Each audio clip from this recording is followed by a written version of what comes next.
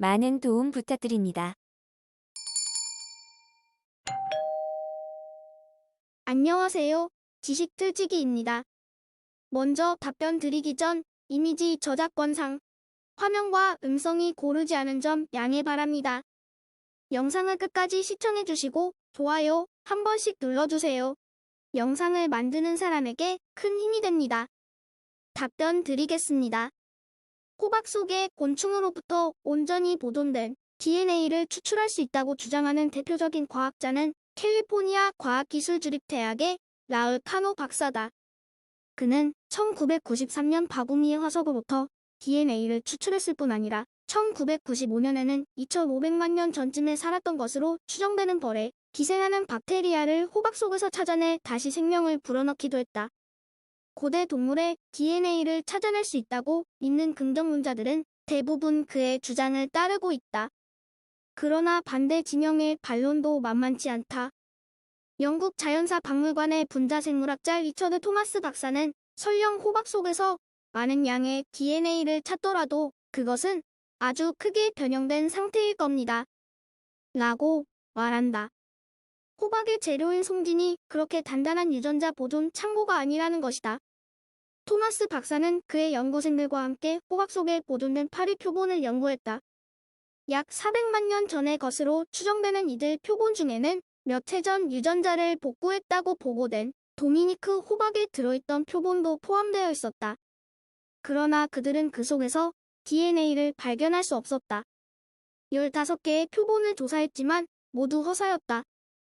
이에 덧붙여 그는 호박 속에서는 DNA가 온전한 상태로 남아있기 힘들 뿐만 아니라 DNA를 추출하는 과정에서 다른 DNA에 오염될 가능성이 매우 높으며 추출한 DNA가 어느 시대의 DNA인지 구분하기가 매우 힘들다는 사실도 알아냈다. 그리고 그는 지금까지 학계에 보고된 연구 결과도 믿을 수 없다는 입장을 표명했다. 미국의 자연사 박물관도 이에 동조하는 의견을 냈다. 미국 스미소니언 박물관 마이클 브라운 박사 역시 고대 동물의 DNA를 복원하는 이야기는 이제 끝났다며 허탈해했다. 그 후 많은 과학자들은 지난 수년 동안 호박 속에서 발견된 고생물들의 유전 물질이 모두 심하게 변형된 상태였다는 연구 결과를 내놓았다. 생물학자들은 유전자의 분자 구조는 깨지기 쉽기 때문에 호박 속에서 100만 년도 견디기 힘들다고 말한다.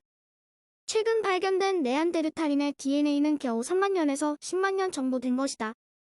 1990년대 초반부터 그동안 호박 속에 보존된 DNA를 발견했다는 보고가 몇 차례 있긴 했지만 그 후의 연구는 아무런 성과도 얻지 못한 채 끝나버렸다.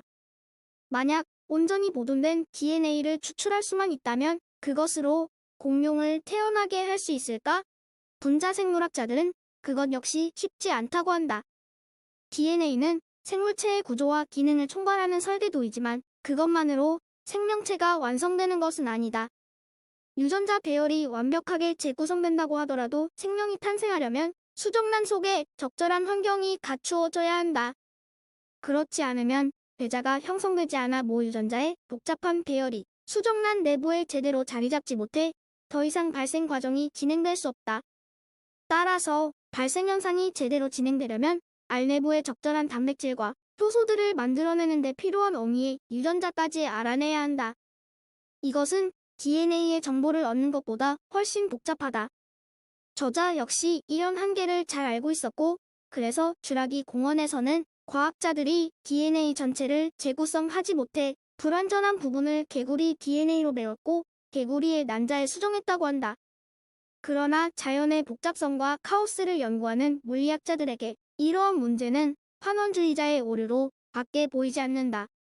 영화에서 이안 말콤이라는 수학자가 주장하듯 유기체는 단순히 부분들의 총화로 만들 수 있는 것이 아니다. 유기체는 부분들의 긴밀한 상호작용에 의해 새로운 특성이 창발되는 카오스 시스템이라고 볼 수 있다. 전체는 단순히 부분의 합이 아니라 그 이상의 것이라는 얘기다. 필요한 조각들의 80%를 모아놓고 거기에다 20%는 진짜와 유사한 것을 덧붙인다고 해서 제 기능을 하는 완성품이 나오지는 않는다. 최근 난자에 체세포 핵을 주입해 배아 세포를 만들어내는 연구 결과들이 계속 보고되고 있지만 그 수정란들이 온전한 생명체로 성장할 것이냐는 오래 두고 봐야 할 문제다. 이 영화의 원작 소설은 쥬라기 공원을 만들 수 있을까 하는 문제보다 쥬라기 공원이 제대로 통제될 수 있을까에 대해 심각한 의문을 제기한다. 왜냐하면 공룡을 부활시키고 쥬라기 공원 자체를 유지하기 위해서는 자연의 카오스적인 성질을 통제해야 하는 숙제를 풀어야 하기 때문이다. 쥬라기 공원을 유지하기 위해 조직화된 전자통제 시스템은 너무나도 복잡하고 각 부분들이 상호이존적이어서 한 부분이 잘못되면 필연적으로 전체 시스템이 작동할 수 없게 될 뿐만 아니라 우리가 미처 예견하지 못한 일이 시스템 내에서 벌어질 수 있다는 것이다. 쥬라기 공원의 공룡들이 서식할 수 있는 자연환경을 유지한다는 것도 의문이다. 지금까지 지식들찍이었습니다. 다음 영상은 더욱 호기심 많은 질문들로 업데이트될 예정입니다. 구독하시면 일상생활에서 가끔 궁금한 질문들이 함께할 것입니다. 지식과 상식 얻어가세요. 감사합니다.